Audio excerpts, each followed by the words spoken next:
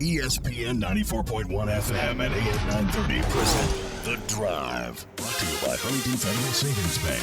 Local then, local now. Member FDIC.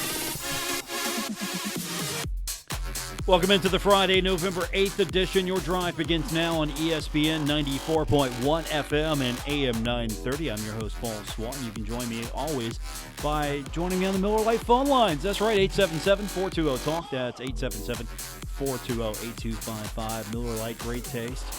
Only 96 calories. It is your original light beer. We're going to hear from Tony Kemper a little bit later on in the program. He's going to call into the program so we can talk Marshall women's basketball, high school football action across the tri-state tonight. Woody Woodrum's going to check in. We got a big one between Huntington High and Spring Valley, so we'll talk about that. As I mentioned, your phone calls. Yesterday, men's basketball action. Marshall getting the victory over Robert Morris, 67-60. That was not a game I was used to. It was chippy, a little bit chippy. I think that's fair. Also, defensive. I mean, look at the score, 67-60, and you kind of hope Marshall could keep a team to 60, but Marshall offensively, not as much offense I would like to have seen. Again, it's game one. We talked to Dan Toney a couple of days ago, head coach at the Thundering Herd. He said, look, it's game one. This isn't going to make or break us. This isn't going to be ultimately indicator of what the team's going to be. So whatever you saw out there, they hope to get better for Game 2, Game 3, Game 4, Game 5. But Marshall in that contest went to halftime with a 33-27 lead. They outscored Robert Morris by 1 in the second, 34-33. Looking at the hustle points, Robert Morris and Marshall pretty close in the paint. It was a 36-26 advantage for Marshall in the paint. 13-12 as far as points off turnover advantage for Marshall. Second chance points advantage Robert Morris, 19-15 there. Marshall, an 8-0 fast break point advantage, and 16-14 when it comes to fast break points. I'm sorry, for bench points for the Thundering Herd. High man scoring. A guy that a few years ago I said, I'd like to see more offense out of him. Well, here it is. Jared West, 20 points. Tavion Kinsey had an even dozen. Michael Byers had 11. I mean, Michael was hitting a couple of them from three, and they go up and they go in. I'm like, okay, I can feel it. I like it.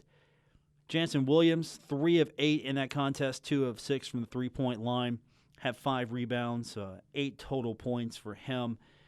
He had an assist, couple of blocks, steal. I want to see his stat line get up there a little bit higher. I expect more out of him, but at the same time, there's a lot of guys that are going to be getting on the court. I love Cam Brooks-Harris. He was out there for 27 minutes. Now, he was 1 of 4, missed a couple of three-pointers. He hit 2 of 4 from the free throw line, but you know what? He was out there hustling rebounds. He had 10 rebounds, 9 defensive, 1 offensive. So I liked his game. Darius George, he was out there for 15 minutes, and I hope to see more production out of him. And all in all, good start for the Thundering Herd. You take the victory, 67-60, you take the victory. But this didn't feel like your normal Dan D'Antoni game. It didn't feel that way. Low score. I want to see more offense. I want to see higher scores, right? Because that's what I'm been trained to look for when I see Dan D'Antoni's offense. You know what the offense is going to be. The defense, hey, holding a team to 60, pretty good.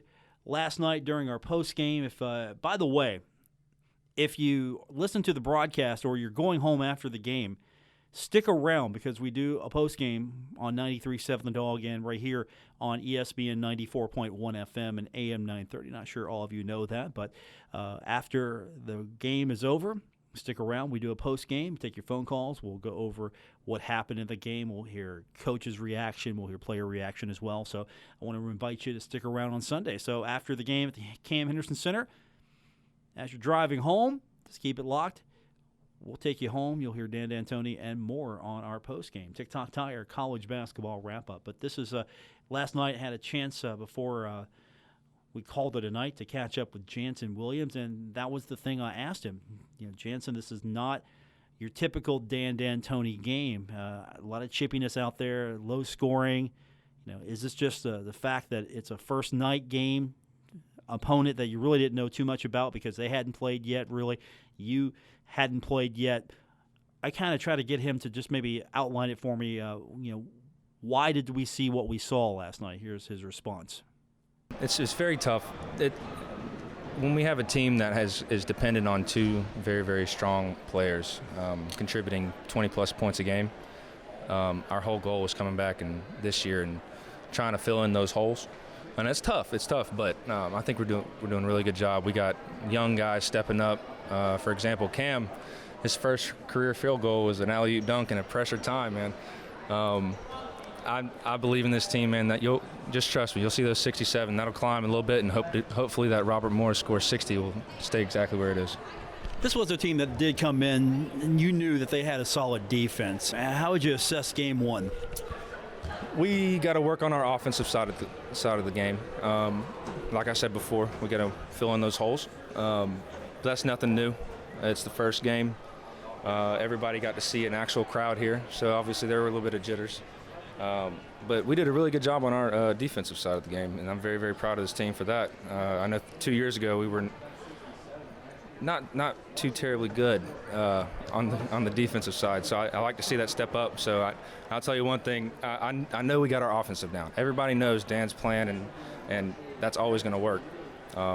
Once that defensive catches in and we pressure those teams, it'll give us confidence to achieve our goals on offense.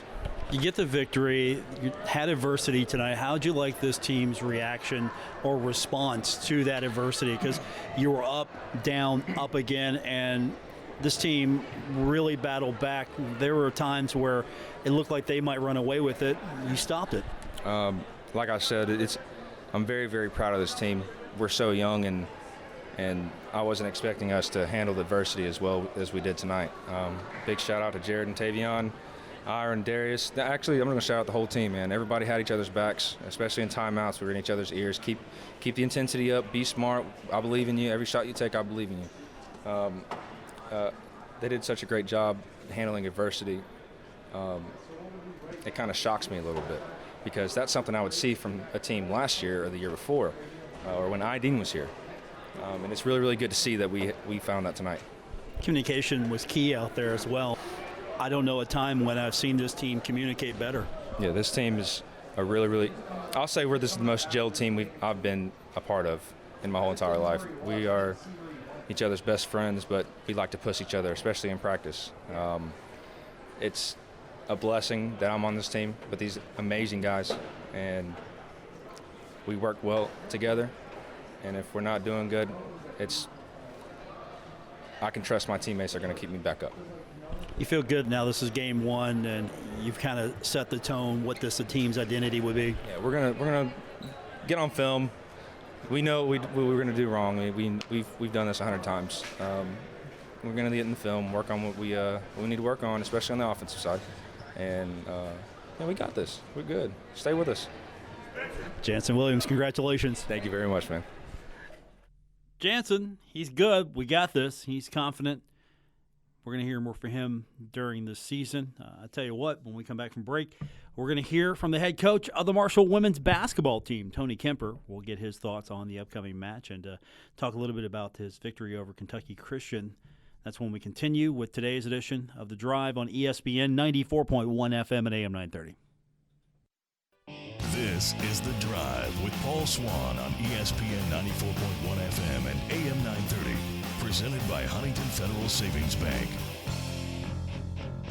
Last night, the Marshall men get the victory. A couple of nights ago, the Marshall win streak is alive with Tony Kemper as the women get the victory. Marshall hopes to keep that going. Coming up tomorrow, it'll be Marshall back in action, taking on the Spartans of Norfolk State. And joining us now on the program, head coach of the Marshall women's basketball team, Tony Kemper. And, Coach, I've been bragging on you for a few days. Not necessarily for the game, but just the way that if there was a Conference USA championship for how practice is run, I think you're number one seed right now. Well, I don't know about that. There's a lot of days where I feel like we may spin our wheels a little bit, but it was good to get off to a start like that. I think most people saw that we've got a chance to have reloaded pretty well, and it's just kind of probably a lot of what went on last night in the men's game, just learning how different pieces fit together. And I've, kind of said that a lot, but, we got a roster that I like. We got a group of girls that I like.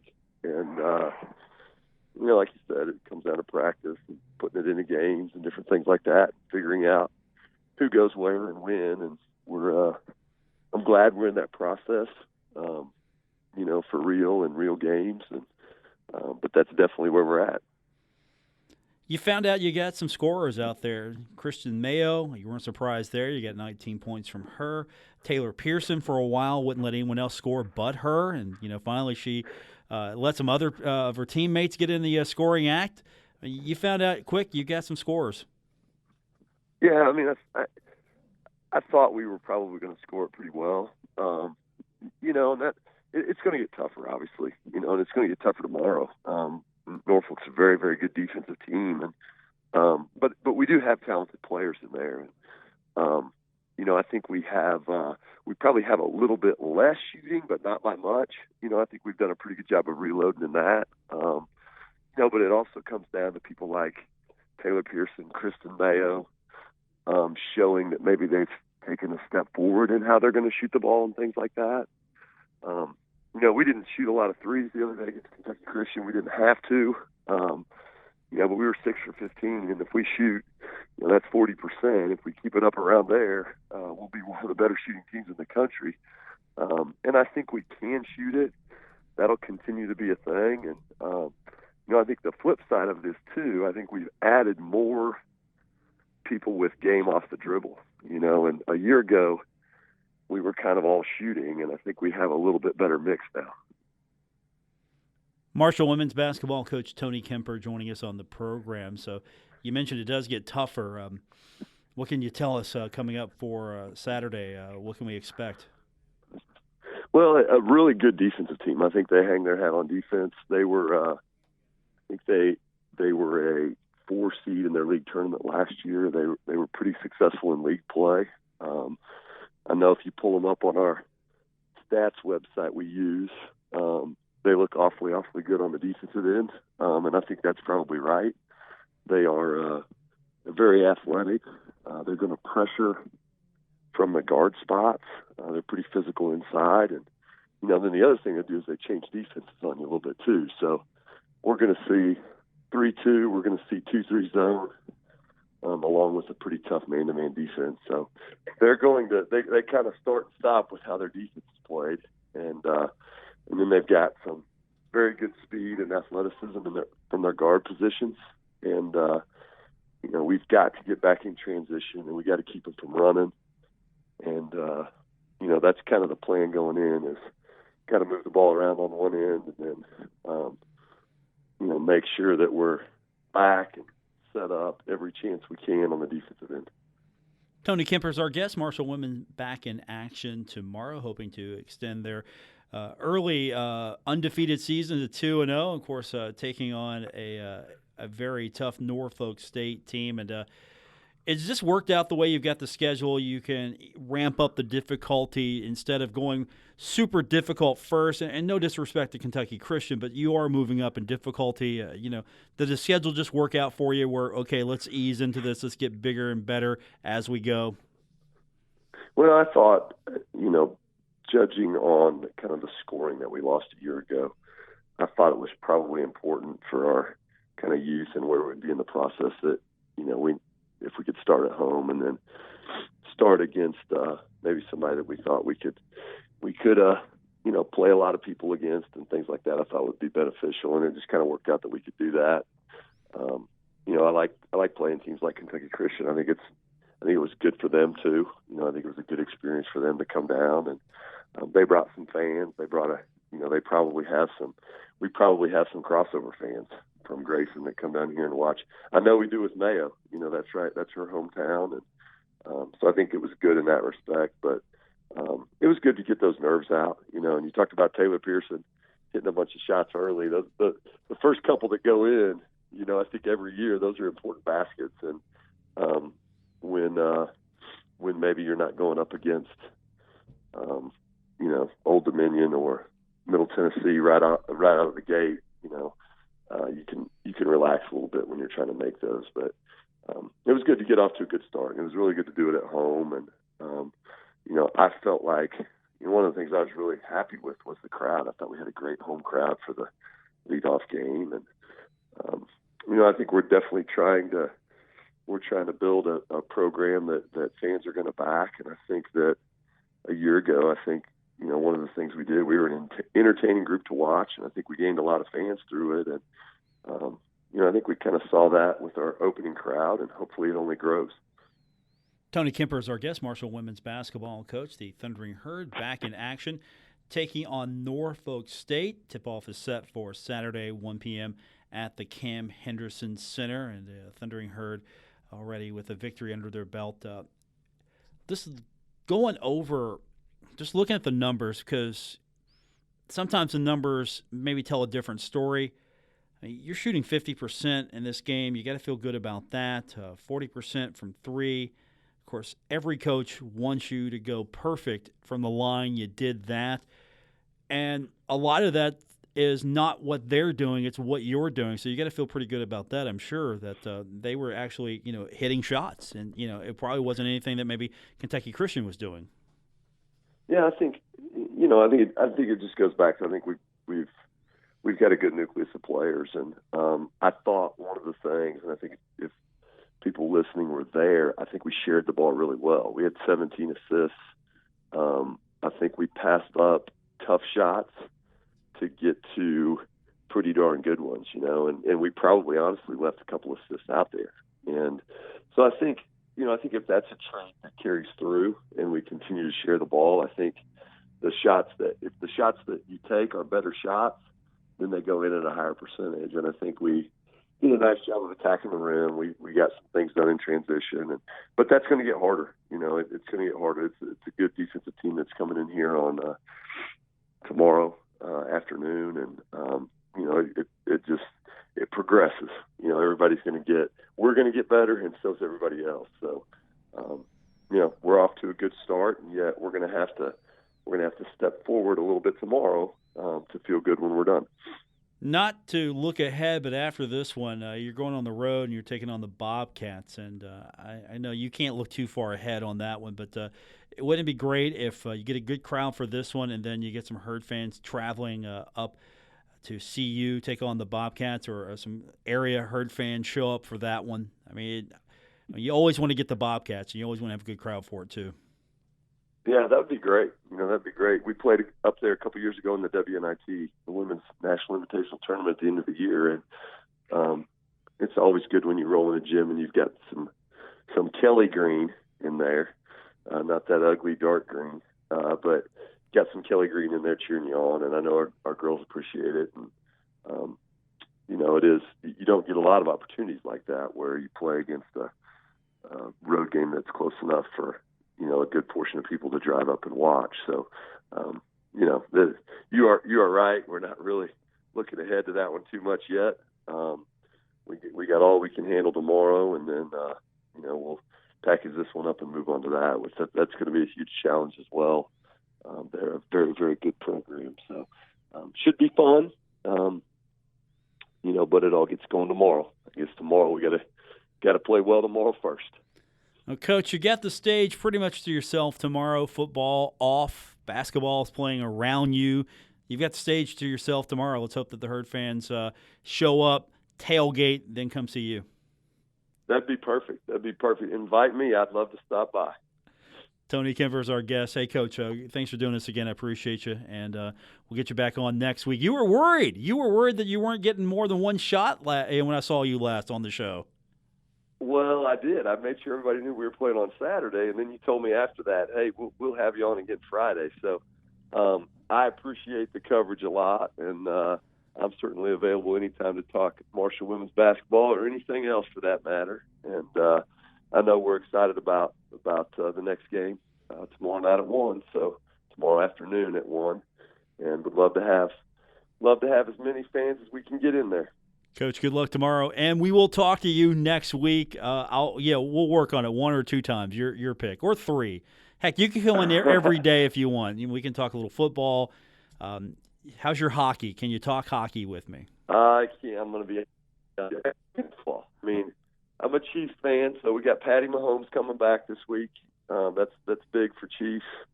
I watched the Oakland Raiders last night. They looked pretty good to me. So I can probably talk football, but I'm not much for hockey. Okay. To be honest with you, there's not a lot of hockey in Kansas where I grew up. I understand. I'm a Bengals fan, so football season's over for me. Yeah, there's a little truth to that. There's a lot of truth to that. Are you guys tanking for Tua or not? I am hoping they're tanking for Tua, but I don't know if they know what to do with him if they got him. How is Finley playing? We're going to find out. Okay, this is his first game in? Yes, we're going to find out because they had the off week last week because they were in London. Okay. So we're going to find out. He looked good in the preseason, and he looked good when he played the Herd last year. So we've got a little bit of a track record with him. Yeah, I hope he looks. He looks to me like he can sling it around. I hope he looks better than he did when he played the Herd, and this will be the first time I'm rooting for him. So we're going to find out real quick if he's my new favorite quarterback. Right on. Sounds good. Coach, good luck with that. Good talking to you. We'll do it again next week. Sounds good. See you. Tony Kemper, when we come back, you know what? We're going to hear from Woody Woodrum. That's right, Woody Woodrum. We're going to talk to him about Huntington Spring Valley. Or primarily, he's going to talk to me about Huntington Spring Valley when we continue with today's edition of The Drive here on ESPN 94.1 FM and AM 930.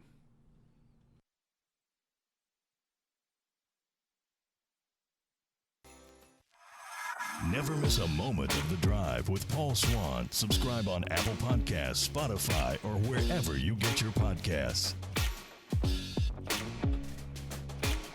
Huntington High, Spring Valley coming up tonight. You can listen to the game right here on ESPN 94.1 FM and AM 930. Woody Woodrum will be there.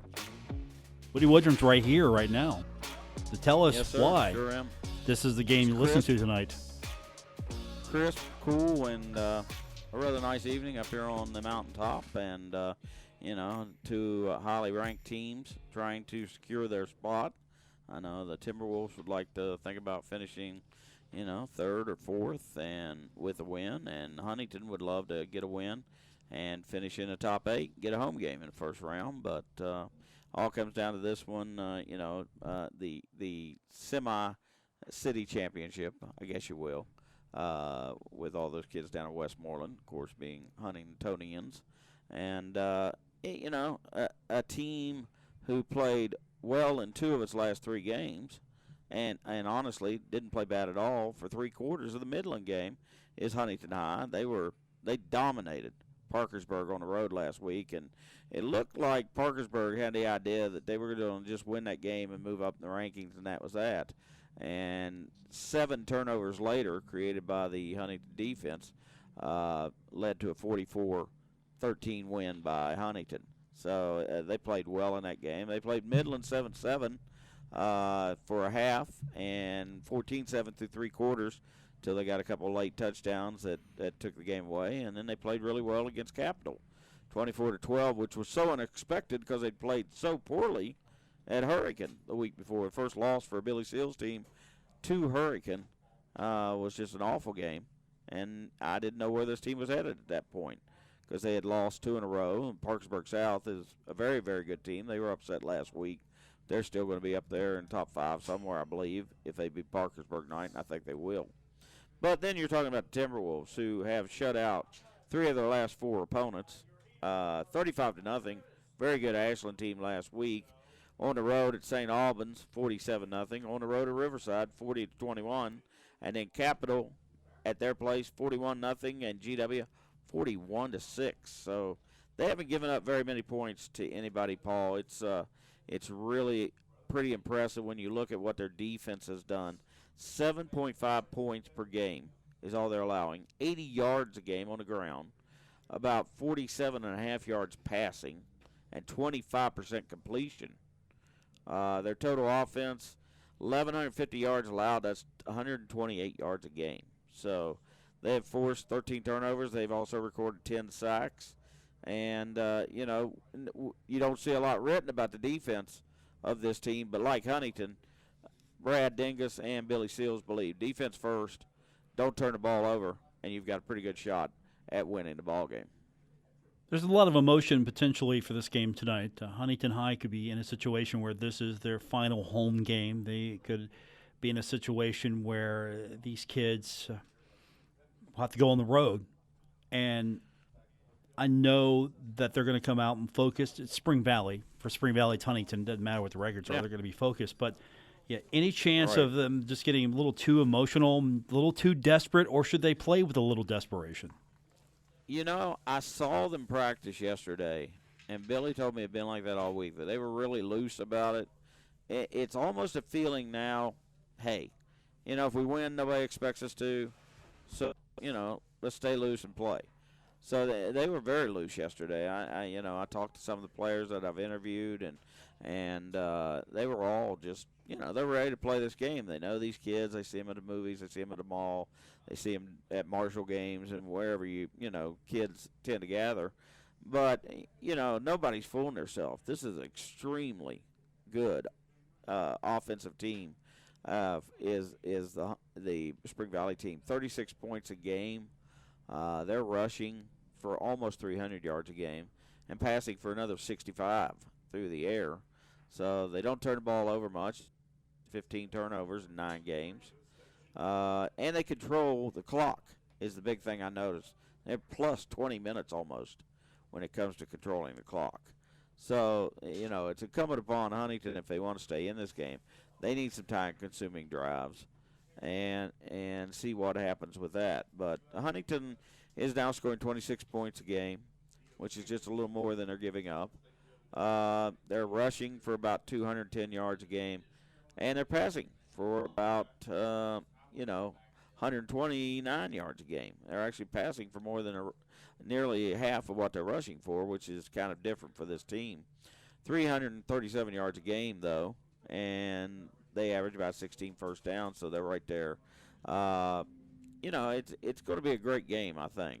I really do. You're going to see some outstanding players, for Spring Valley. Wyatt Milam's just a junior, but 6'7", 265. He's being recruited by, the P5 schools. He's going to be a good one. The guy beside him, Evan Ferguson, his dad wore 59 at Marshall, and he was a pretty good guard. That's where Evan Ferguson is as a sophomore, 6'2", 265. And then they've got Bryce Briggs, another junior at the left tackle, who's 6'5", 275. So this is a big bunch up front, and, they're running into their opposite number because Huntington's very big up front. And so it'll be interesting to see which team can batter the other one down. I think defensively, Wyatt Milam is a very rare defensive tackle that has more tackles than anyone on the front and almost anyone on the team. Only linebackers Luke Christopher and Dave Burgess have more tackles than he does. He has 9.5 tackles for loss. That also is one of the leaders on the team. So Milam gets it done both ways with his hand down on defense and playing the right tackle on offense. But Huntington certainly has had some guys that have played extremely well. Devin Jackson had 2 interceptions last week. He's got 6 on the season. His brother is 6'2", 175, senior Chance Jackson, who has 5 passes broken up, 39 tackles for a corner, is outstanding. So Diallo Mitchell will probably be back at safety tonight. That'll put Blair, Keyshawn Williams, Tyree Smith, and Geronimo Mitchell kind of plugging in and out. And the guy who played really well last week was Malik Johnson, their defensive end. He had a big game against Parkersburg. So it's an interesting group. They have kind of come together over the season. Sometimes they show you a 5-man front, sometimes a 4. But Huntington is very versatile, and they're hoping to get it done tonight. They're only allowing 25 points a game, giving up about 272 yards a game. So that's a little less than they're gaining. But the big thing for them is turnovers. They've managed to force 26 turnovers. That makes them +9 because the offense has turned it over 17 times. So turnovers would be a big part of this game. If they can force fumbles and pick off the occasional pass, which, again, that's something. Spring Valley doesn't throw much, but in 56 passes, he's completed half. and only 1 interception against 12 touchdowns. So Nate Ellis is an extremely good quarterback, runs and throws them. So it's like I say, I can find great players on both sides of the ball, and this is usually a close series. Certainly the Spring Valley team has had the upper hand. They beat Huntington both the regular season and the postseason last year. They've met in the postseason a couple of years in a row. So certainly they'd like to get a win and see what they can do to spoil Spring Valley's evening here on senior night at Huntington. Huntington High, Spring Valley. You can listen to the game tonight right here on ESPN 94.1 FM and AM 930. It should be a fun one. Always a fun one. What am I talking about? Should be. Always a fun one winning when these two teams get together because, let's face it, Huntington, Spring Valley, and Cabell Midland, all the rivals are Huntington, Cabell, and Spring Valley, and there shouldn't be different tonight. Yeah, it's a lot like, Army, Navy, and Air Force. You want to win those games if you don't beat anybody else. And people talk about playoffs. I'm a big believer in just win or lose your game and see where you end up. Don't worry about who you might or might not play, whether it be a Friday or Saturday next week with the Herd playing on Friday. I hope it's a Saturday. But, we'll just have to see how that all plays out. You might see somebody you've already beaten like a Capital or South Charleston. Could be there close to Huntington in the standings. George Washington, certainly another one that some people think might end up playing. So what you'd like to do is avoid going too far away if you can. You don't want to go to Martinsburg or Musselman if you can avoid it. And you'd rather see if Spring Mills makes playoffs, see them come to you instead of you having to go to them. So I think it's going to be a great evening of football. It's cold and crisp. It's probably going to be around, 35 at kickoff and maybe dip down below freezing by the time we get to halftime. But, the players played in that last week. Spring Valley shut out Ashland on a wet field last week, 35-0. So didn't seem to bother them, didn't seem to bother Huntington. It was colder up in Parkersburg last week. It was right around these same temperatures, and they didn't have much problem. So I think both teams, will be ready to roll. Woody Woodrum with us. Chris Tatum will be with you tonight. 15 space heaters in the press box. Right? So how many Chris is bringing tonight? 15 space heaters? Probably so. This is football weather. He doesn't get it, right? He just doesn't get it. This is football weather. Yeah. So, we may or may not open the window. Depends whether I'm in charge or not. Well, you're in charge, Woody. You know you're in charge. You're not even the oldest guy in the press box, but you're the dean of the box. Yeah, I guess so. That's what they start making up those names for you as you get older. Woody Woodrum, dean of the press box. We listening tonight. Pregame coming up at 7:00 right here at ESPN 94.1 FM and AM 930. When we come back from break, Woody, we might have time for Jason Toy. Maybe. Okay. Maybe. Yeah. Do what you can. Yeah, we try to get him on every week. He, for some reason, we just don't get him on. I don't know why. If it's if I'm doing something directly to prevent that, or I don't know. We'll find out. Yeah, stay tuned. Right. We'll find out. Woody Woodrum with us. Jason Toy, maybe when we come back from break here, ESPN 94.1 FM and AM 930.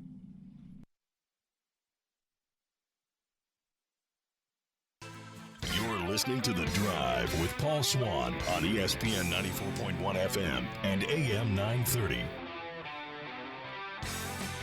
Time to welcome to the program. He is the equivalent of Matt Damon to my, he's the Matt Damon of the program. I'm the Jimmy Kimmel, I guess, of sports radio. Jason Toy with us here.